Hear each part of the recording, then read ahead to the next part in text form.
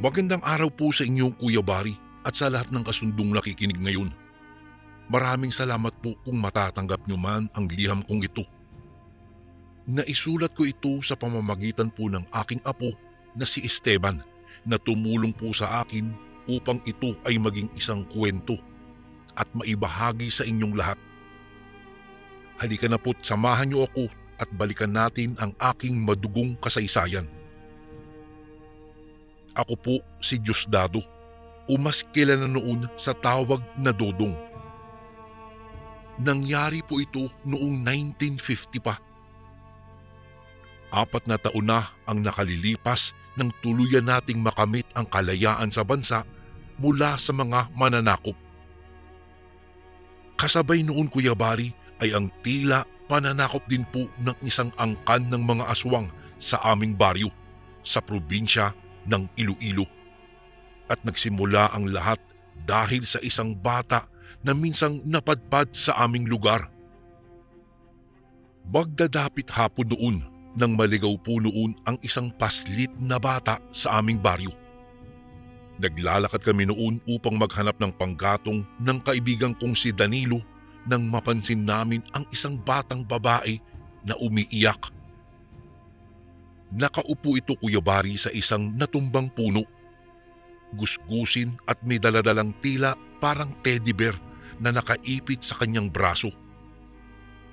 Yung kaibigan ko po kasi, Kuya Bari, ay likas na mapagbiro at ginagawang katatawanan ang lahat. Baligtad sa akin na maawain at siniseryoso ang mga bagay-bagay. Mas nauna niyang nilapitan ang bata at ang akala ko nga ay tutulungan niya ito. Bata, naliligaw ka?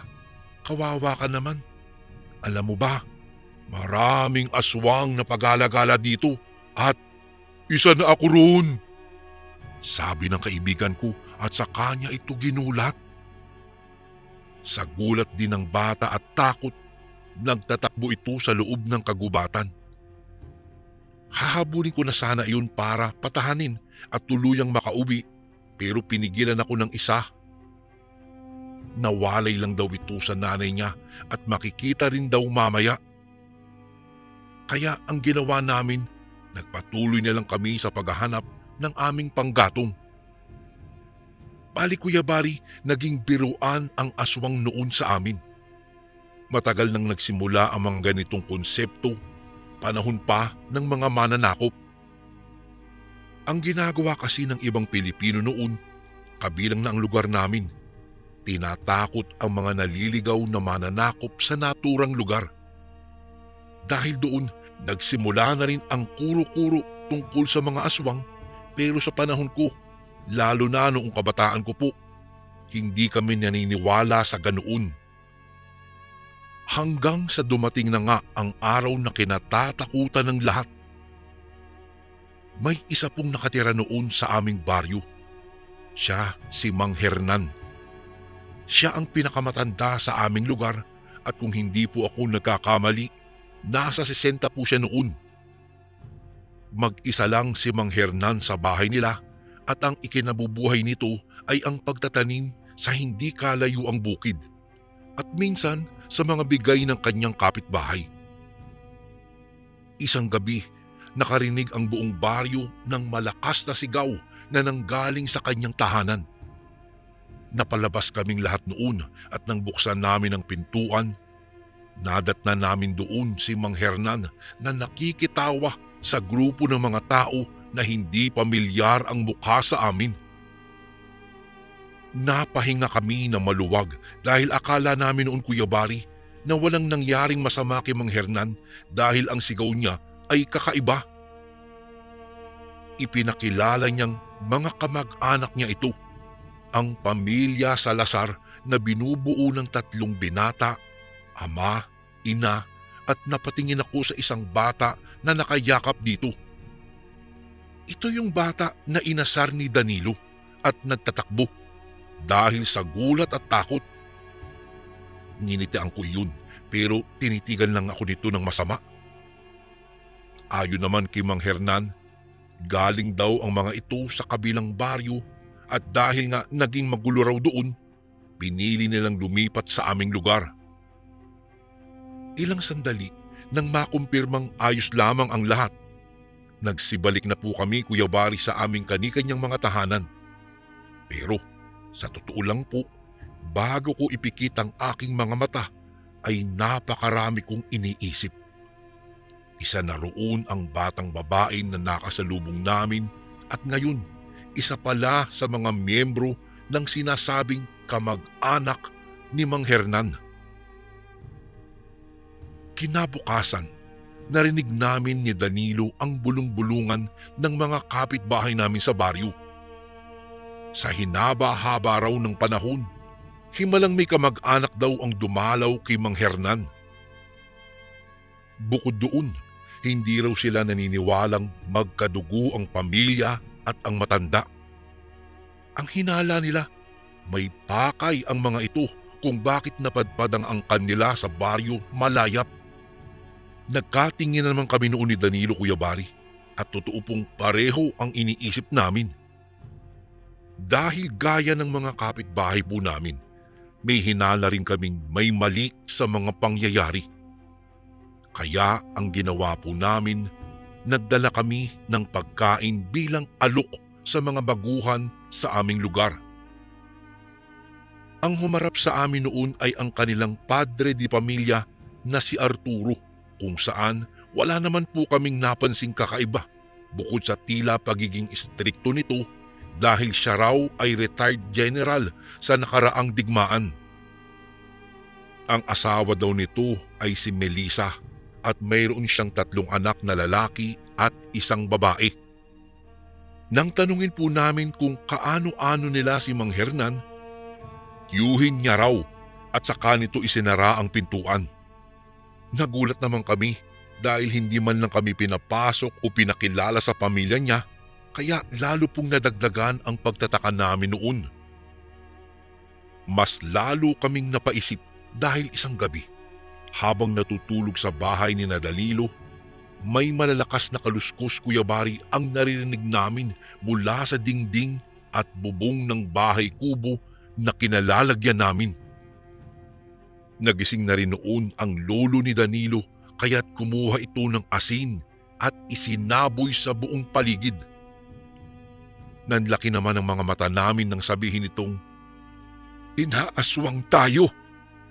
Sabay-sabay naman kaming napatingin nang tila may mabibigat na yapak ang biglang pumatong sa bubong na gawa lamang sa nipa.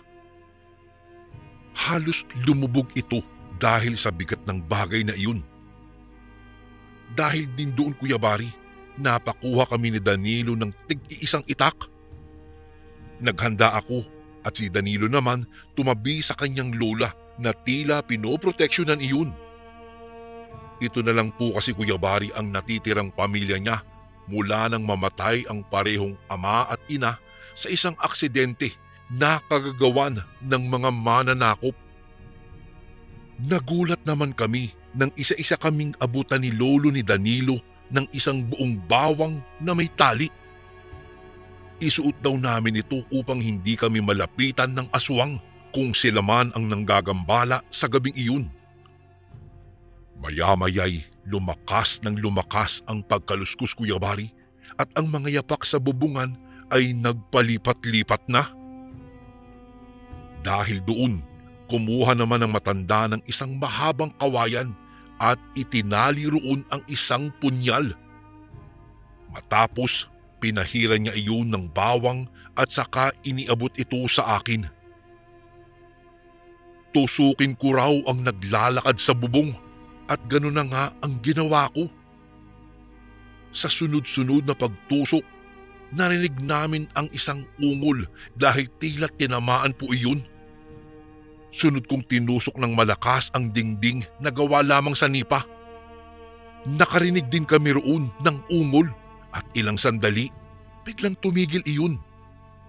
Muling nagsaboy ng asin ang matanda sa paligid at sama-sama kaming nanalangin. Noong makumpirma pong wala na ang mga nanggugulo, humarap sa amin ang lolo ni Danilo at saka kami kinausap nito. Sinabi nito na wala namang buntis sa kanila o bata para puntahan ng mga aswang. Marahil daw may ginawa kaming hindi kaaya-aya kaya nagalit ang mga ito. Nagkatinginan kami ni Danilo, Kuya Bari, at isa lamang ang naiisip namin, ang bata. Pero para sa amin ay napakababaw na dahilan at masasabi ba naming aswang iyon? Abay hindi po, napaka-imposible para sa amin ng mga sandaling iyon. Kinabukasan, sabay kaming lumabas ni Danilo at nakita naming nakatingin sa amin ng masama ang 3 binata sa angkan na nasa tahanan ni Mang Hernan. Nagulantang kami nang maglakad ang mga iyon papalayo. Kuya Bari, ang isa ay paika-ikang maglakad na animoy may sugat sa paa at ang isa naman ay nakahawak sa bandang tiyan dahil tila may sugat ito roon. Inaalalayan na lang ito ng isa na mukhang wala namang nararamdaman. Dahil po roon, nagkatitigan kami ni Danilo at nakaramdam po kami ng kaba at takot. Hindi kaya sila ang sumugod at nanggambala sa aming kagabi? Dahil doon, Kuya Bari, hindi ko iwinaglit ang tingin ko kay Danilo. Kung tama kasi ang hinala ko, may mangyayaring masama sa kanya dahil sa panunukso niya sa batang babae noong nakaraang araw.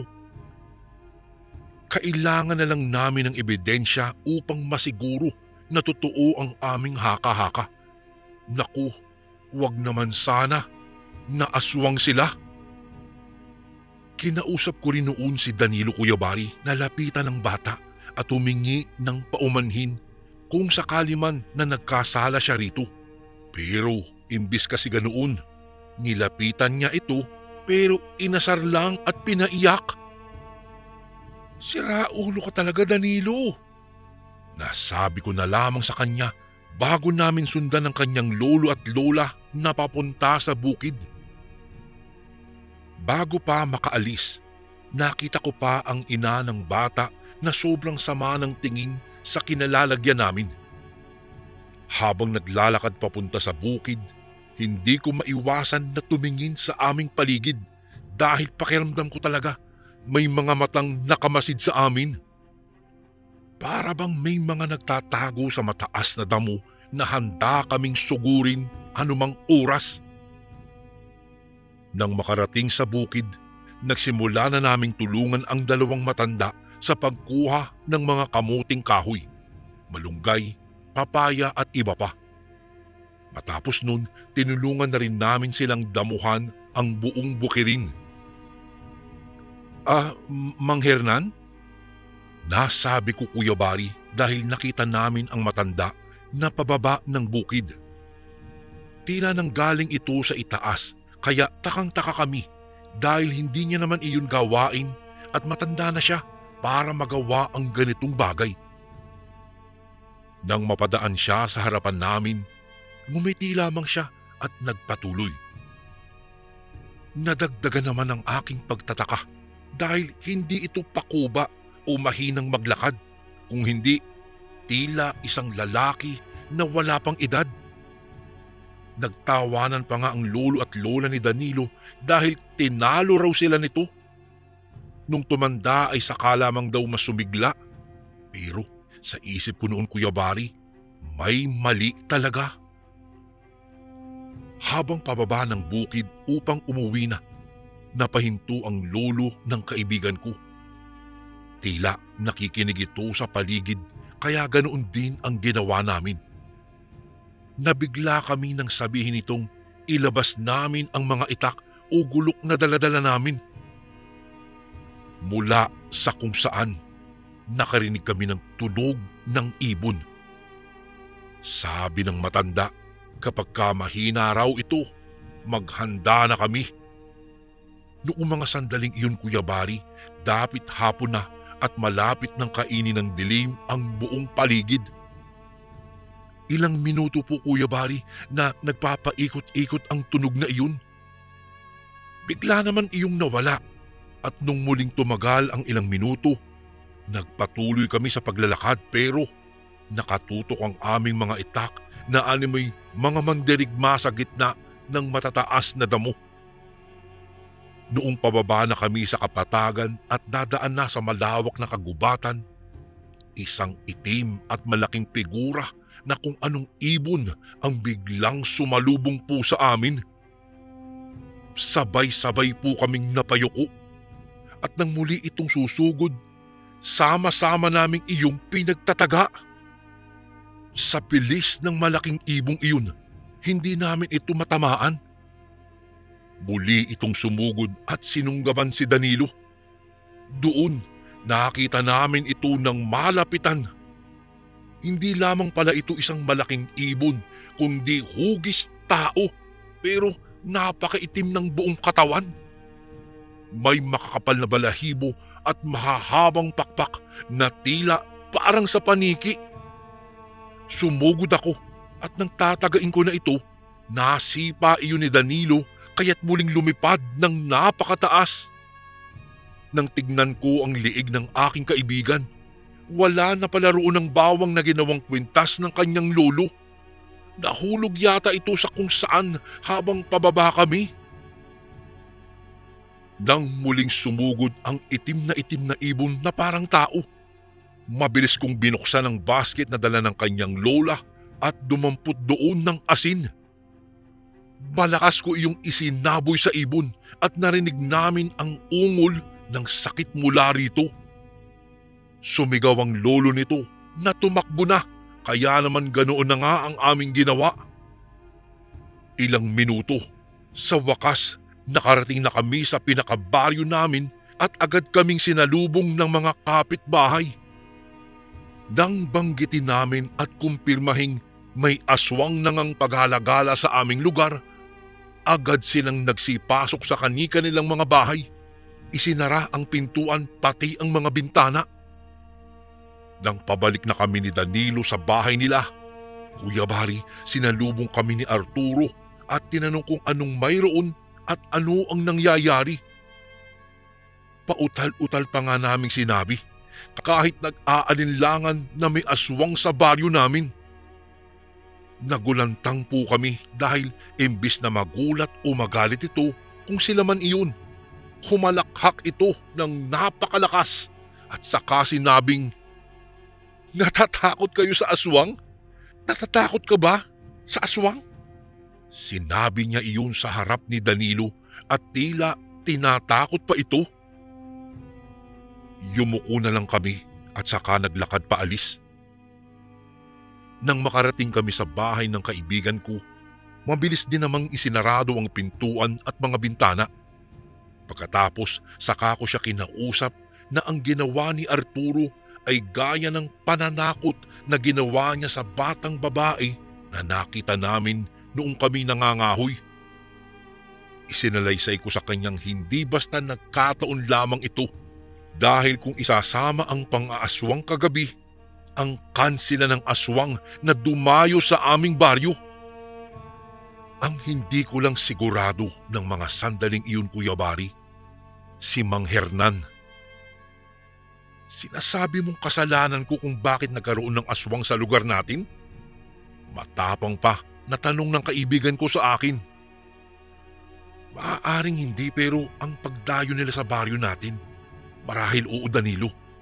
Ba't kasi pare lahat ng bagay ginagawa mong biro, ni ang paghingi ng tawad ay hirap na hirap para sa iyo? Sagot ko naman sa kanya. Nabigla na lang ako, Kuya Bari, nang damputin nito ang isang itak at lumabas ng bahay na iyon. Nang silipin ko naman sa bintana, papunta ito sa bahay ni Mang Hernan. Sinabi ko naman sa lolo't lola niya na manatili sa loob at ako na lamang ang kakausap sa apo nila. Kumuha na rin po ako ng itak at inilagay iyon sa aking gilid. Naiinis akong tumungo rin sa tahanang pinuntahan ni Danilo.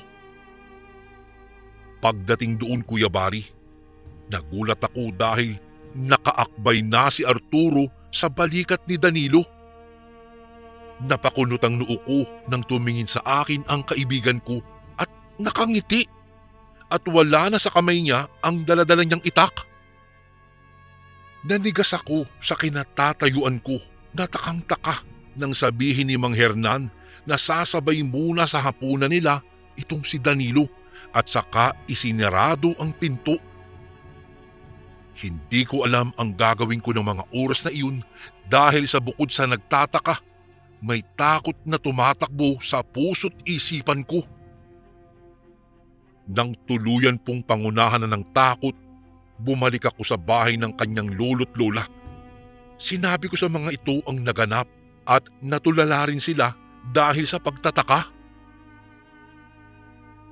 Kuya Bari, ng gabing iyon, hindi ako nakatulog dahil bukod sa nag-aabang ako ng maaaring panganib, nanalangin ako ng taimtim na sana walang nangyaring masama kay Danilo, na ang pagbabago ng isipan niya at mga kinikilos ay sarili nitong desisyon. Noong sumapit po ang umaga, agad ko siyang pinuntahan sa bahay ni Mang Hernan. Nang kakatok na po sana ako doon, nagsalita ang isang pamilyar na boses mula sa likuran ko.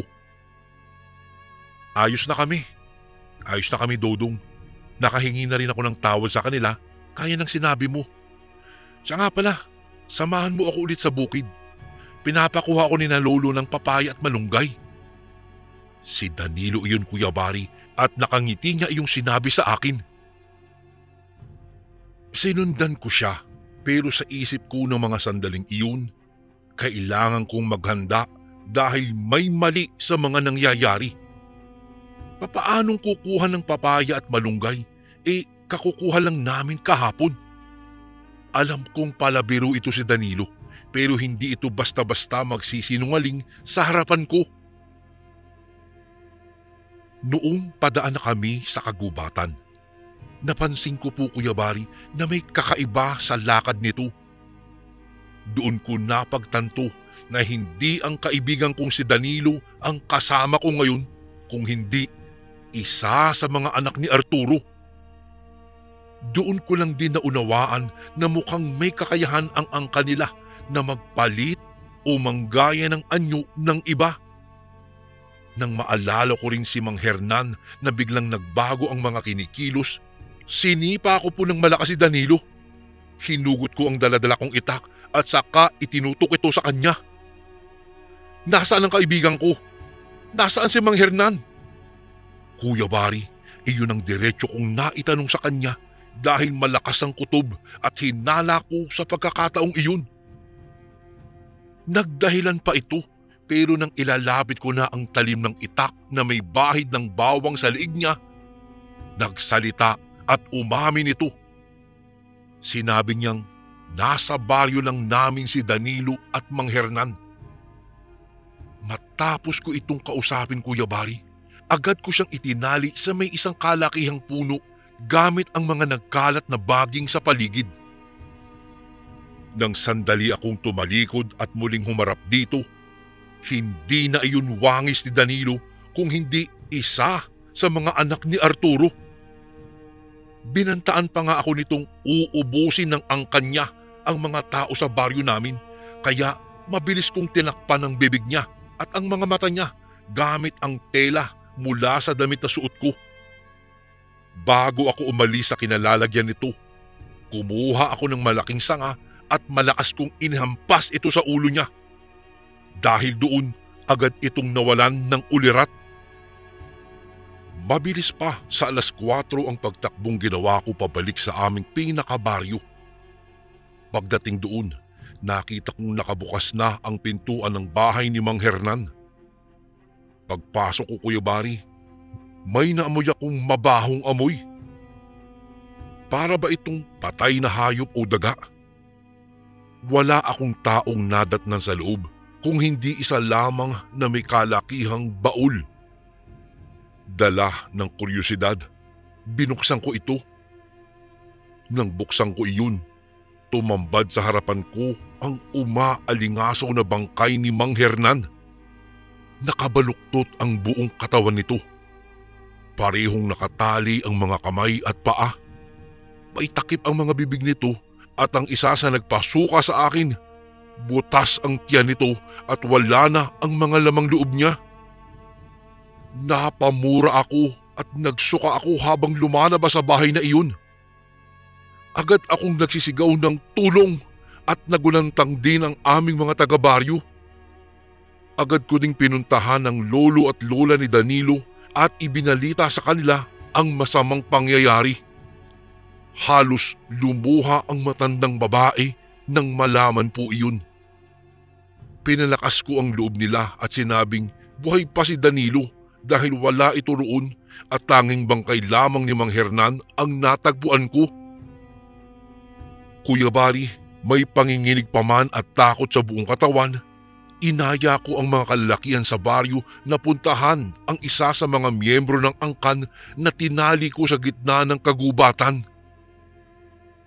Pagkarating namin doon, nakita namin itong umuungol.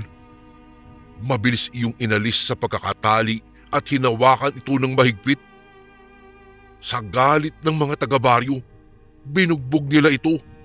Pinagsusuntok, pinagsisipa at pinaghahampas ng mga hawak na bagay. Nagtuluyang manghina, tinanong ko siya kung nasaan ang angkan niya at saan dinala si Danilo. Noong una ay ayaw nitong magsalita talaga. Ngunit nang lumapit ang lolo ng kaibigan ko at ipinahid sa mukha nito ang bawang, nagsalita bigla iyon.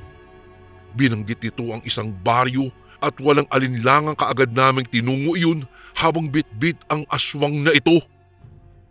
Sa pagkakataong iyon, hindi lang ang angkan nila ang dumayo sa baryo namin, kung hindi kami na ang dadayo o pupunta sa baryo nila.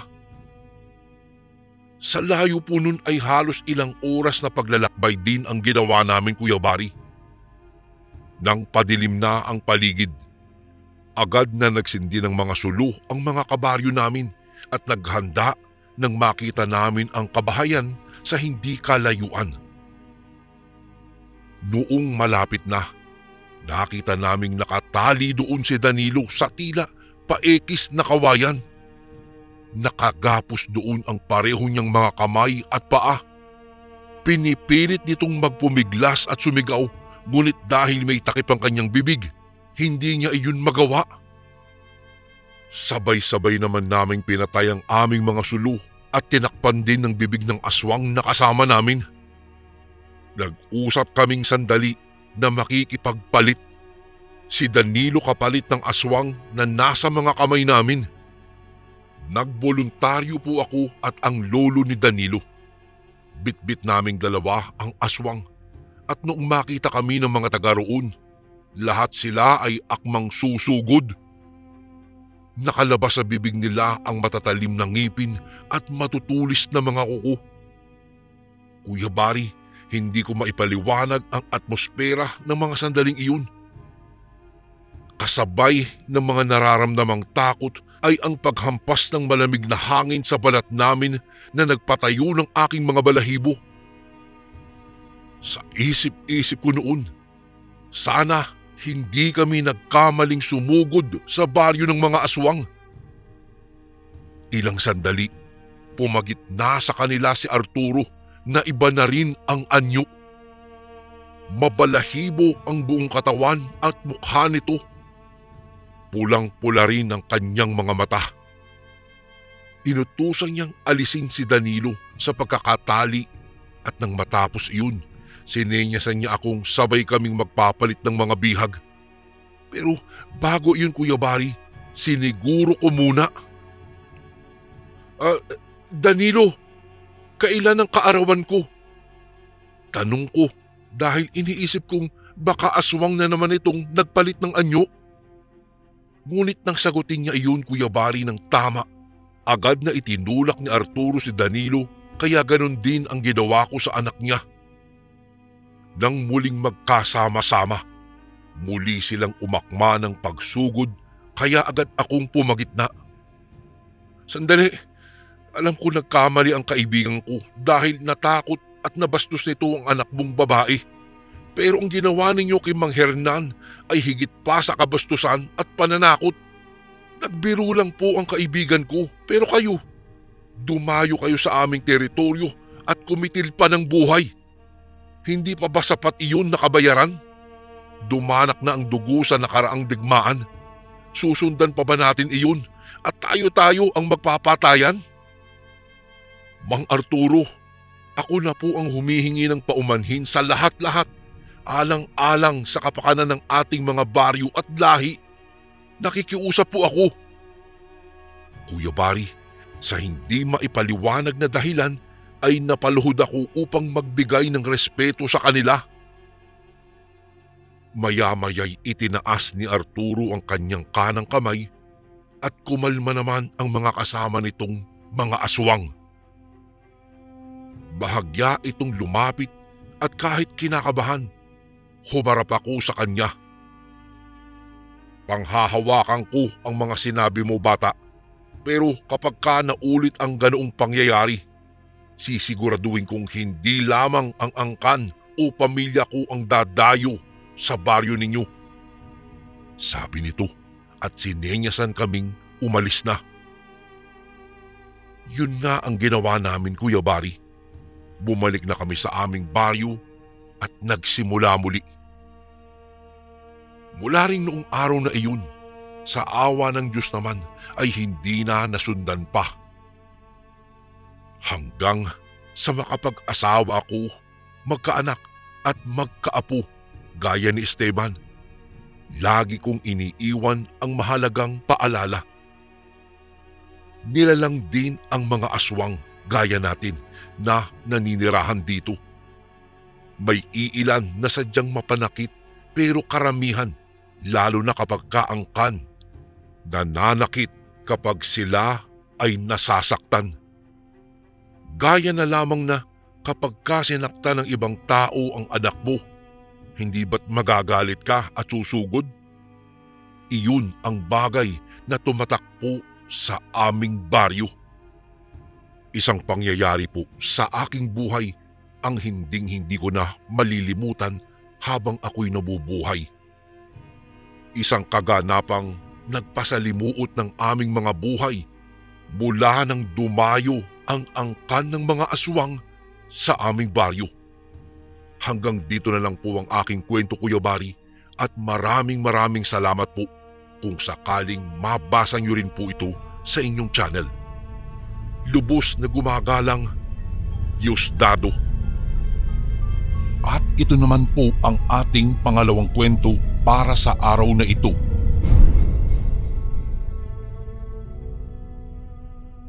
Isang magandang gabi po sa inyo, Kuya Bari. Ang kwentong isasalaysay ko po ay kwento ng aking lolo na tawagin na lang natin sa pangalang Manolo. Ito pong si Lolo Manolo ay aminadong mainitin ang ulo noong kabataan niya. Marami na silang nakasagupa sa iba't ibang baryo, ngunit wala ni isa sa kanila ang lumalaban sa kanilang magkakabarkada. Dekada 80 noong maranasan niya ang isang pangyayari na hinding-hindi po niya malilimutan. Piyesta po noon sa isang liblib na lugar sa Negros.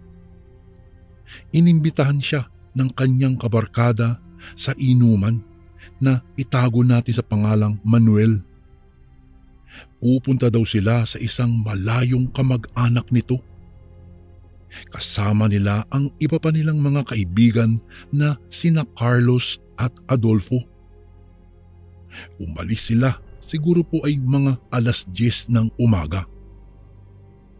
Malayo-layo daw po ang lugar na kanilang pinuntahan. Sumakay pa sila ng tricycle at naglakad pa mula sa sentro ng baryong iyon na hindi ko na lamang po papangalanan. Tinahak nila ang daan papunta sa pinakadulong baryo.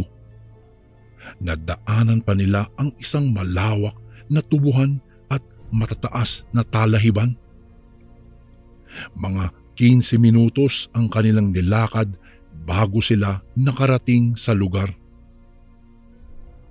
Malapit ng mag-alas 12 ng tanghali noong sila ay dumating sa lugar na iyon.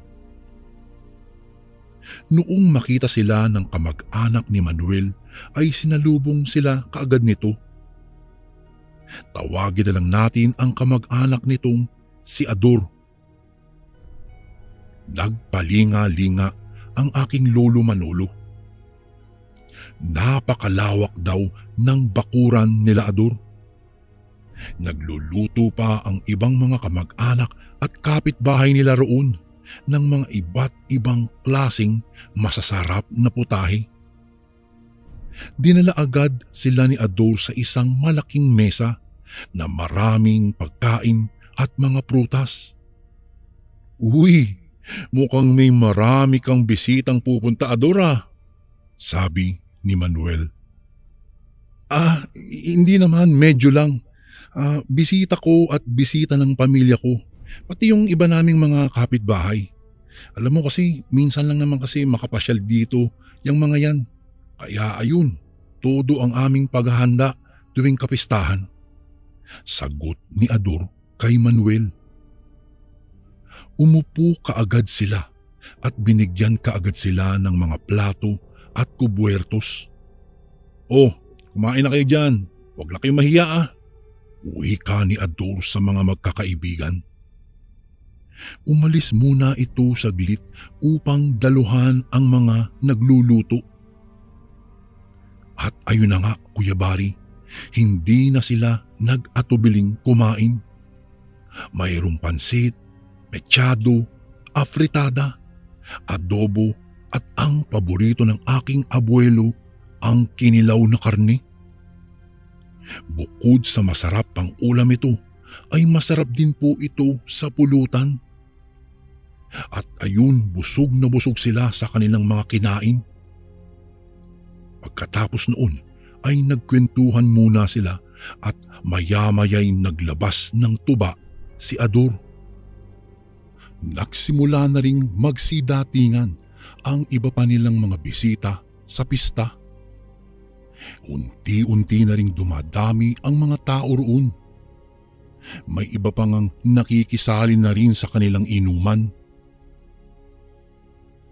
Kwentuhan at tawanan lang sila doon. Pagkaubos ng tuba ay naglabas naman ng ibang alak itong si Ador. Matagal malasing si Lolo kaya alam pa niya ang nangyayari sa kanilang kapaligiran.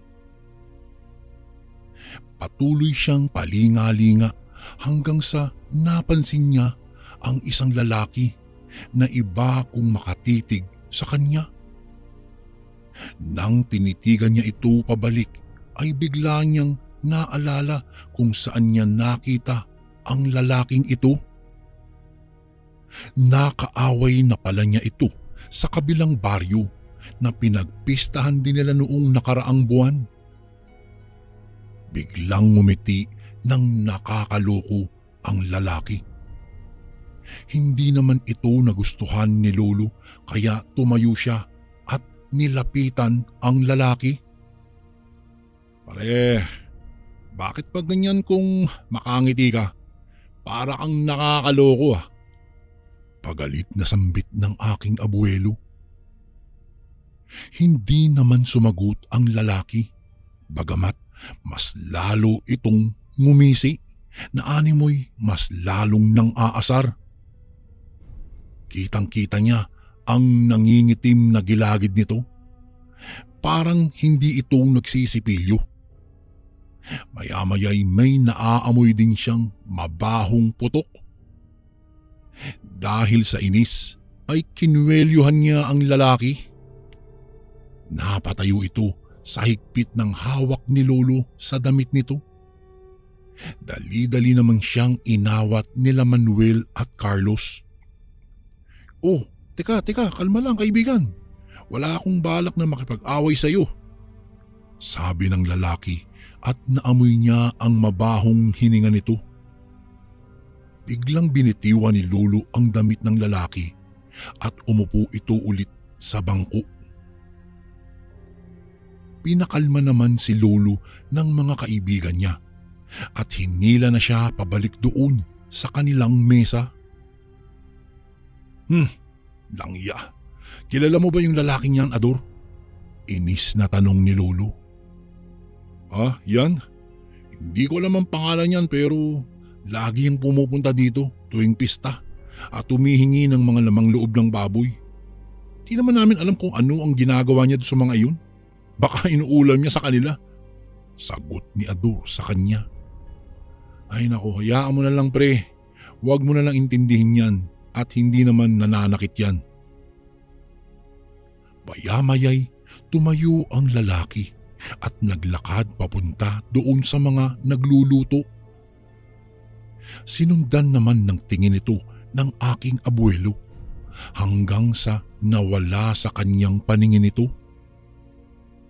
Nalibang sila sa kanilang pag-uusap hanggang sa naubos ang kanilang pulutang kinilaw. Humingi si Ador ng dagdag na kinilaw sa isang kamag-anak nito.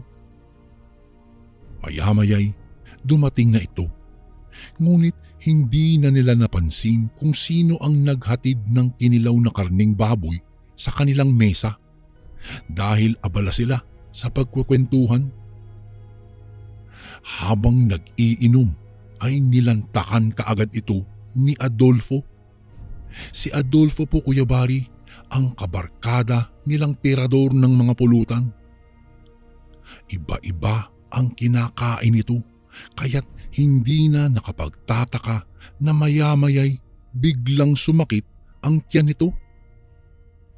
Namilipit ito sa sakit at biglang tumakbo sa likod bahay upang magsuka. Oh, ano nangyari doon?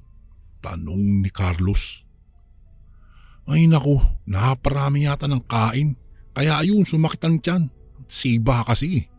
Sagot naman ni Manuel at hindi nila mapigilang magtatawa. Yan ang napapala pag tirador ka ng pulutan, di ba? Kung ano-ano kasi kinakain eh. Dagdag pa ni Carlos. Habang sila'y nagkakasiyahan, kumuha ng isang kutsarang kinilaw itong si Lolo sa mesa. Habang ginunguya niya ay parang may napansin siya sa lasa nito. Napansin niyang parang iba ang lasa at hindi nagtagal may nanguya din siya na parang bagay na matigas. Baka may napahalong buto lang ng karning baboy iyon, kung kaya iniluwa niya ang matigas na bagay na iyon. Maya-mayay nagwika ang aking lolo. Pare, ano bang klaseng kinilaw to pre? Ha? Ito pa rin ba yung kaninang kinakain natin na kinilaw? Tanong ni Lolo kay Ador habang tinitingnan mabuti ang iniluwa niyang matigas. Kinilaw na baboy pare. Bakit? Iba ba yung lasa? Pagtatakang tanong ni Ador. Napansin ni Lolo na parang kuko ang nanguya niya kanina. Tiningnan din ng aking abuelo ang mga sahog na nasa kinilaw. Maya-mayay, bigla na lamang nanlaki ang kanyang mga mata at sa di maiwasang pagkakataon, nasuka siya dahil sa pandidiri. Bigla siyang tumayo at itinuro ang kinilaw sa ibabaw ng mesa. Bago ko po ipagpatuloy ang kwentong ito ay may request sana ako sa iyo kasundo. Isang pindot lang ito kasundo sa subscribe button namin. Malaking tulong po ito sa amin kasundo upang mapagpatuloy pa namin ang mas marami pang magagandang kwento. Salamat sa pag-subscribe mo, bagong kasundo. Naknam, pare, tina mo, daliri ng tao pre. May nakahalong daliri dyan. Daing ni Lolo Manolo habang pinipilit na magsuka. Nakita nila ang mga pira-pirasong bahagi ng kamay ng tao sa kanilang pulutan. May mga buhok pa nga ang parang makunat na karne na parang balat. Itinapon nila agad ito ng kanyang mga kaibigan at sinimulang tignan ang iba pa nilang pagkain. Wala naman sa ibang pagkain. Tanging nasa kinilaw lang ang may halong parte ng katawan ng tao. Gulat na gulat ang magkakaibigan. Pinipilit namang ilabas ng mga taong nakakain na ng kinilaw ang kanilang mga nakain. Pati si Ador ay nagsuka na rin. Nagtaka naman ang ibang bisita kung bakit biglang nagkagulo. Maya-maya'y bumulot ng balisong itong si Lolo. Namputya naman mga pare oh. Magkaaminan nga tayo, aswang ba kayo? Bakit may mga parte ng katawan ng tao ang nasa kinilaw ha? Aminin nyo nga. Galit na tanong ni Lolo kay Ador. Pare, hindi. Ba't ako magiging aswang? Hindi namin alam kung bakit nahaluan yan ng mga parte ng katawan ng tao. Pati nga ako di ba nasuka?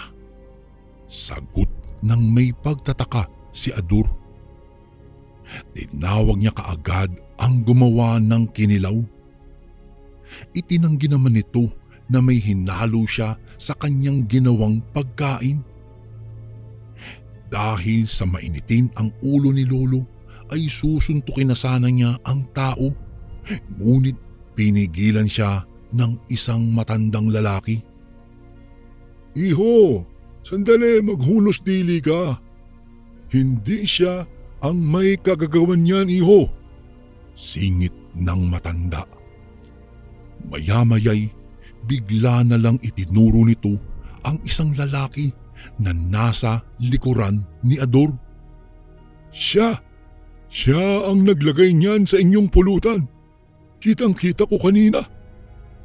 Nang lingunin nito ni Lolo ang direksyon na itinuturo ng matanda, ay napag-alaman niya ang lalaking nakaaway niya ang gumawa nito. Sa pagkakataong iyon, tumayo ang lalaki at tumakbo palabas ng bakuran. Putik ang linti ka, ikaw pala! Pinagmumura ni Lolo na galit na galit. Hinabol nila ang lalaking iyon, ngunit mabilis itong tumakbo na parang hindi sumasayad ang paa sa lupa. At noong makarating sa may tubuhan ay bigla na lamang itong naglaho. Sinubukan pa nilang hanapin itong mabuti, ngunit hindi na talaga nila nakita pa ito. Padilim na nung mga oras na iyon, Kuya Bari, kung kaya hindi na nila maaninagan kung saan ito nagpunta. Sumunod naman sina Ador na may dalang flashlight. Gamit ito ay sinubukan nilang hanapin ang taong iyon. Maya-maya ay nakarinig sila ng pagaspas ng pakpak ng isang malaking ibong papalayo sa kanilang kinaroroonan. Pornyeta, aswang ka palang gago ka. Pag nagkita tayo ulit hayop ka, talagang itatara ko itong balisong na ito sa liig mo. Sigaw pa ng aking abuelo sa sobrang galit nito. Hindi na nila nahuli pa ang aswang. Bumalik sila sa bahay at hinanap nila si Adolfo. Naabutan nila ito na naglulupasay sa likod bahay. Dali-dali naman nilang inakay ito at dinala sa loob ng bahay. Doon ay ginamot ito ng matandang lalaki na napag-alaman nila na isa palang albularyo. Pilit na pinaiinom ng matanda itong si Adolfo ng isang klaseng inumin na hindi nila alam kung ano ang laman. Pagkatapos noon ay nagsuka ulit ito at nailabas ang lahat ng kanyang mga kinain. Upang makasigurado ay pinainom din sina Lolo at ang iba pa nilang kainuman na nakakain ng kinilaw. Ano ba ang kasalanan niyo sa lalaking iyon, iho? Tanong ng matandang albularyo. Napansin ko kasi, sa inyong mesa lang yata siya naglagay ng kinilaw na may halong daliri ng tao. Talagang sinadya niya na doon sa mesa nyo ilagay ang pulutang iyon. Ay nako, ewan ko ba. Nakaaway kasi namin yun, Manong, sa kabilang baryo. Iba kasi kung makatingin ng lalaking yun. Hindi naman namin akalain na isa pala iyong aswang. Kung alam lang namin ay sana tinuluyan na namin iyon. Sagot naman ni Lolo na inis pa rin. Ganun ba? Pero tingin ko wala naman siyang intensyon na patayin kayo mga iyo. Mukhang ang gusto lang niya ay ang makaganti sa inyo. Sabi ng matanda. Huwag kasing idaan sa init ng ulo ang lahat mga iho. Matuto din tayong habaan ang ating pasensya. Dahil sa winika ng matandang iyon ay napangiti lang ang aking lolo. Dahil po sa pangyayaring iyon, Kuya Bari, ay binago na ni Lolo ang kanyang sarili. Hindi na siya naging mainitin ang ulo. Kakausapin niya muna ng mahinahon ang isang tao bago niya ito husgahan. Magpas hanggang ngayong, Kuya Bari, ay hindi pa rin malilimutan ng aking abuelo ang taong iyon. Tandang-tanda pa rin niya ang itsura nito at mas lalong hindi niya malilimutan ang nagawa nito sa kanya na minsang pakainin siya ng isang kinilaw na karne na may parte ng tao. Hanggang dito na lang po muna, Kuya Bari, ang kwento ng aking Lolo Manolo. Sana ay may natutunang aral ang inyong mga tagapakinig sa kwentong ibinahagi ko. Maraming salamat po, Kuya Bari. Lubos na gumagalang, Anika. At ito naman po ang ating pangatlong kwento. Isang magandang araw po sa inyo, Kuya Bari. Bala ko po sanang ibahagi sa inyong channel ang kwentong ito. Ito po ay naging karanasan ng aking Lolo Pasito. Nangyari po ito noong bata pa lamang siya. Noong mga panahong iyon, Kuya Bari, madalas daw silang gumagala ng kanyang mga kabarkada. Halos lahat ng ilog sa kanilang lugar ay nagawa na nilang languyan at ang mga gubat naman ay nagawa na nilang puntahan lahat. Isang araw, dahil hindi pinayagang sumama si Lolo ng kanyang mga magulang na sumama sa kanila sa pagtatanim ng palay, ay naiwan siyang mag-isa sa kanilang bahay. Ang ginawa na lang ni Lolo ay tumambay siya sa labas ng kanilang bahay. Noong nasa kalagitnaan siya ng kanyang pagtatambay, noong matanaw niya ang isang matandang madalas na dumaan sa kanilang bahay at saka naglalako ito ng karne at saka tapa. Hindi nga lang sila bumibili doon dahil sa iilang mga dahilan. Totoo kayang aswang ang matandang yan? Tanong niya sa kanyang sarili. Tinanaw ko na lang ang matandang naglalako at nang medyo malapit na siya, dali-daling pumasok sa loob ng kanilang bahay itong si Lolo at saka isinara ang pinto.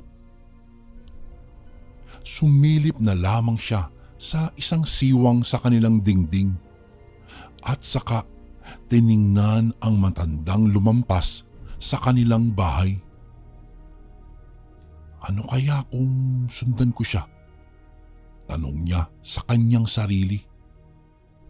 Kahit kasi nakakaramdam siya ng takot, nais pa rin niyang matuklasan kung bakit parang iwas na iwas ang kanyang mga magulang sa matandang iyon. Noong mismong panahong iyon, Kuya Bari, bumaba sa kanilang bahay itong si Lolo. Palihim niyang sinundan ang matanda na sa kanyang hinuha ay pauwi na rin. Kailangan malaman ko kung ano ang sikreto nito sabi ni Lolo sa kanyang sarili. Sinundan niya ang matandang naglalako ng tapa. Ngunit sa tuwing napapalingon iyon ay siya ring pagtago niya. Alam niya kasing malaki ang posibilidad na pagalitan siya ng matandang iyon. Subalit dahil sa bilis ng kanyang paglalakad ay naabutan niya iyon. Wala na siyang nagawa pa kung hindi ang batiin na lang ang matanda. Magandang araw po, Lolo Lucio. Bati ng aking lolo. Napatingin naman sa kanya ang matanda at saka medyo napangisi. Anong kailangan mo? Bakit parang sinusundan mo ba ako? Tanong sa kanya ng matanda. Nataranta at napangiti na lang si Lolo sa kanya at saka mahinang nagwika. Lolo, nais ko sanang matikman ang tapa niyo kaso hindi naman bumibili ang aking mga magulang sa inyo Sabi na lang ng aking lolo. Ngumiti sa kanya ang matandang naglalako ng tapa at saka napayuko. Mahinang bumulong iyon kay Lolo. Halika apo ko. Halika na lang sa bahay. May tapa pa ako roon. Papatikim ko sa iyo ang sarap ng tapa ko. Magsisinangag na rin ako para mas malasap mo ang sarap noon, sabi sa kanya ng matanda. Lalong nakaramdam ng pananabik ang aking lolo noong mga panahong iyon, Kuya Bari. Agad daw siyang nakaramdam ng pagkagutom at pansamantalang nawala ang takot niya sa nasabing matanda. Sumama na si Lolo sa matandang naglalako ng tapa at umuwi sila sa bahay nito. Pagkarating nila sa bahay ng matanda, agad na napansin ni Lolo Pasito ang mga nakasabit sa sampayan. Ito'y mga balat ng hindi matukoy na hayop na tila pinatutuyo. Nagpalinga-linga pa si Lolo at napansin niyang may kalumaan ang bahay ng nasabing matanda. Hindi naman niya maiwasang makaramdam ng kilabot dahil sa kung anumang naiisip niya. Halika iho, halika sa loob, sabi ng matanda sa kanya. Tumango si Lolo sa kanya at sumunod na lang siya sa likuran nito. Pagkapasok nila sa loob ng bahay ng matanda ay sinalubong siya ng nakasula-sulasok na amoy. Ano yan? Tanong ng aking lolo. Naku, pasensya na apo. Hindi ko pa kasi naitatapon ang mga pinaghugasan ko ng mga karne. Tugon nito. Napangiti naman sa kanya si Lolo at saka sinabi niyang ayos lang iyon. Pinaupo naman ng matanda si Lolo sa kanilang upuan. Ilang sandali pa, nagpaalam iyong magluluto lang ng sinangag. Napatango na lang si Lolo sa matanda at saka sinabi niyang maiiwan lang siya doon sa sala. Noong wala na ang matanda, nagpalinga-linga itong lolo ko. Nilibang niya ang kanyang sarili sa pagtingin-tingin sa paligid. Ano kaya ang laman ng bangang ito? Nagtataka si Lolo dahil nakita niya iyong malapit sa mga nakasampay na maninipis na mga karne. Nang mga sandaling iyon, naisipan ni Lolo ang bumaba sa bahay ng matanda.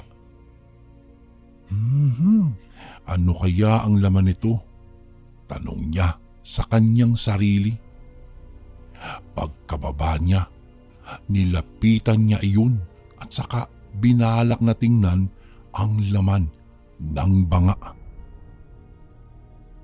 Bago pa man niya kunin ang takip ng nasabing banga, napalingon siya sa maninipis na karning nakabilad. Karne ba ito ng baboy? Tanong niya sa kanyang sarili. Noong akmang bubuksan na sana niya ang banga, subalit dumungaw bigla sa bintana ang matanda. Ay, ano bang ginagawa mo riyan? Halika na at luto na ang sinangag ko. Mainit-init din itong tapa, kaya tiyak na masasarapan ka po. Dali-dali namang bumalik sa loob ng bahay si Lolo at saka sumama siya sa matanda sa pagpasok sa kusina. Pagkadating nila doon, agad na napansin ni Lolo ang mga mantsa ng dugo na nasa kawayang sahig. Magtatanong pa sana siya, subalit nalanghap niya ang niluto ng matanda. Halika, kumain ka na. Anyaya ng matanda sa kanya. At ayun nga, Kuya Bari, hindi na nag-atubili pa si Lolo Pasito at sumalo siya sa pagkain ng matanda.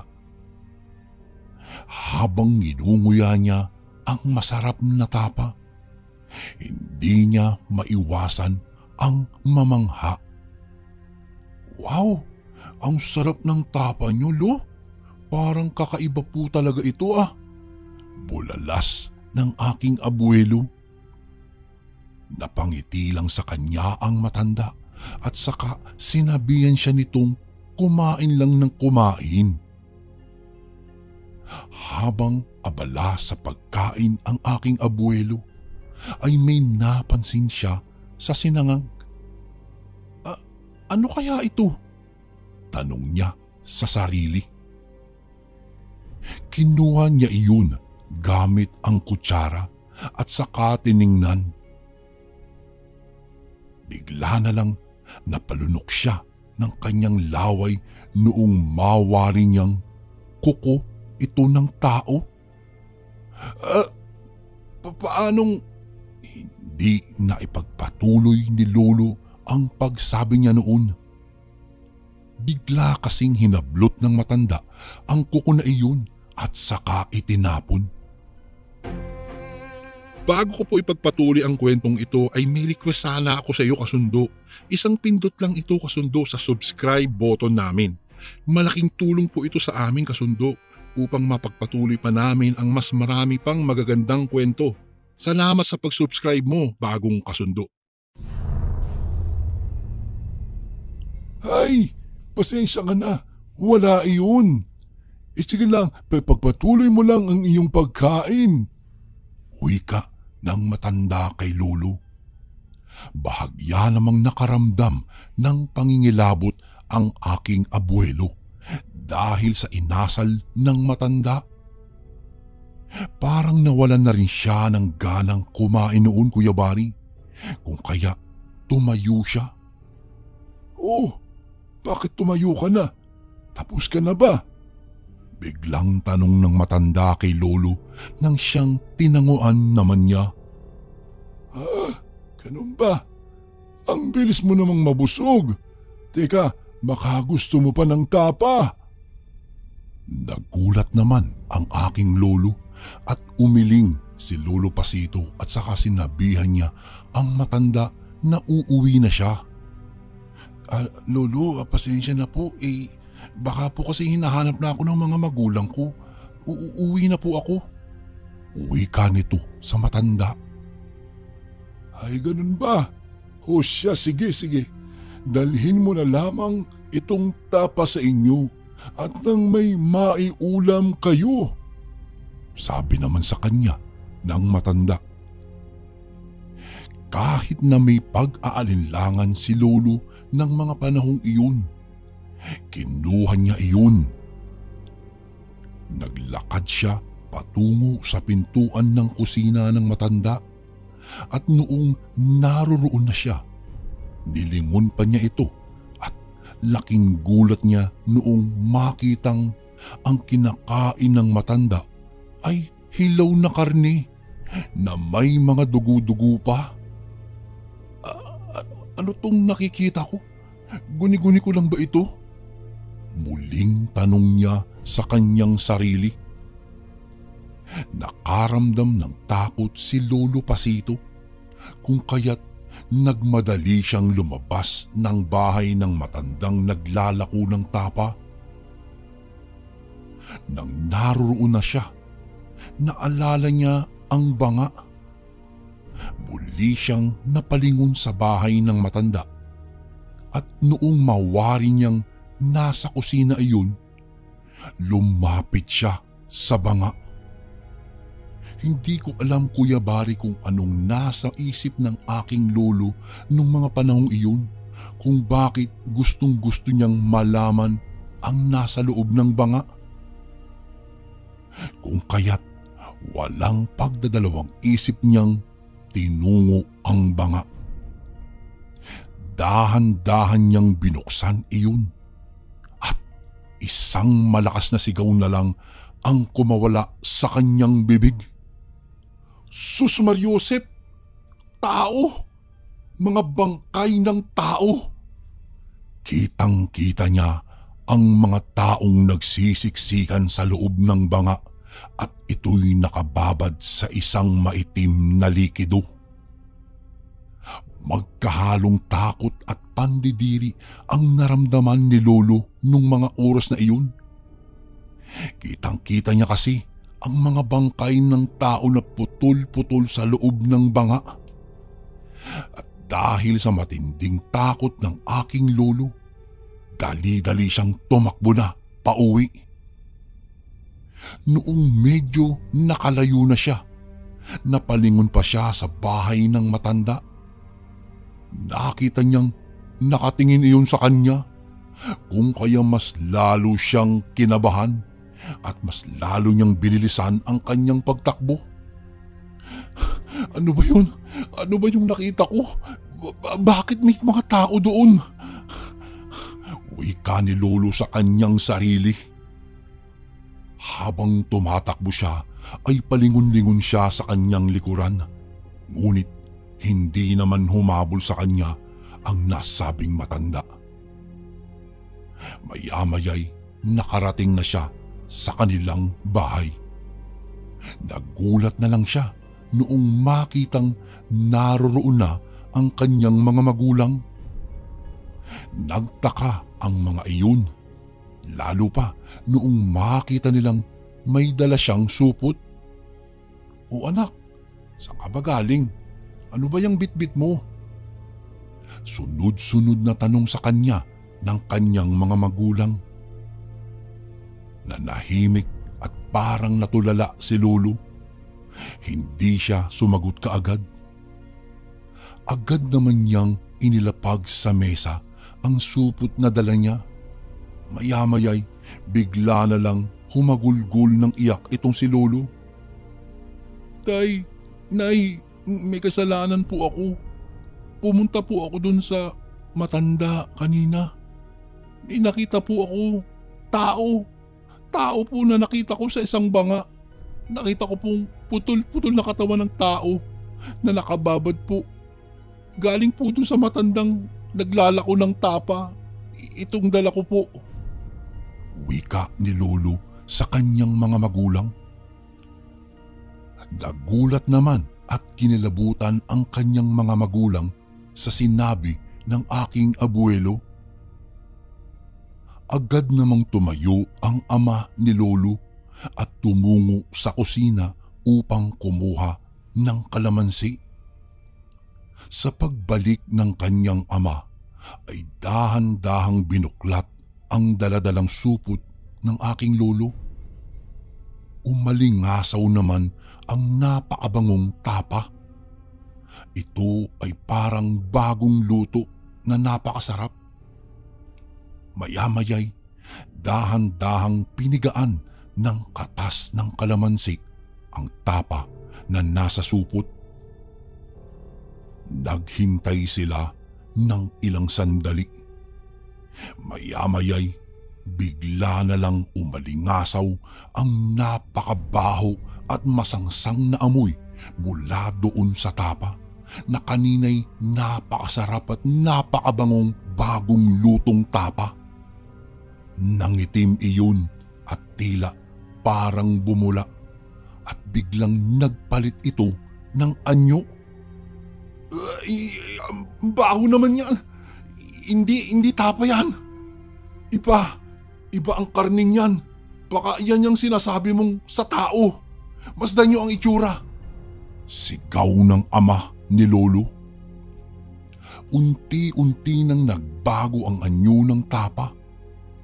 Naging kulay iyon ng balat ng tao. May tato pa nga ito. At maraming balunbon ng buhok. Walang hiya.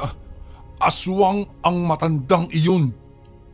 Hindi dapat mabuhay sa mundo ang mga katulad niya. Galit na wika ng ama ni Lolo. Halos himatay naman ang aking lolo noong mga panahong iyon. Naalala niya lahat ng kanyang kinaing kanina. Kung kaya nagsuka siya ng nagsuka at pilit niyang inilalabas ang kanyang nakain. Agad namang kinuha ng ama ni Lolo ang kanyang itak at pupuntahan pa sana ng ama ni Lolo ang matanda. Subalit pinigilan siya ng asawa nito. Wag ka nang pumunta. Hayaan mo na lang iyon. Iwasan na lang natin siya hanggat maaari. Alam mo kasi hindi natin alam ang kakayahan ng aswang na iyon. At mas mabuting manatili ka na lang dito sa bahay at baka kumapaano ka pa kung pupuntahan mo iyon. Pag-aalalang sabi ng ina ni Lolo Pasito. At dahil nalaman nilang nakakain si Lolo ng tapang iyon, ay agad namang siyang dinala ng kanyang mga magulang sa isang kilalang albularyo upang ipagamot agad at para hindi siya mahawaan ng pagiging aswang ng matandang iyon. Lumipas ang ilang sandali ay awa naman ng Diyos, Kuya Bari, ay naagapan ang aking abuelo. Mayroon daw ipinainom sa kanyang napakapait na tubig mula sa mga dinikdik na dahon at sari-saring sanga ng punong kahoy na tuyo.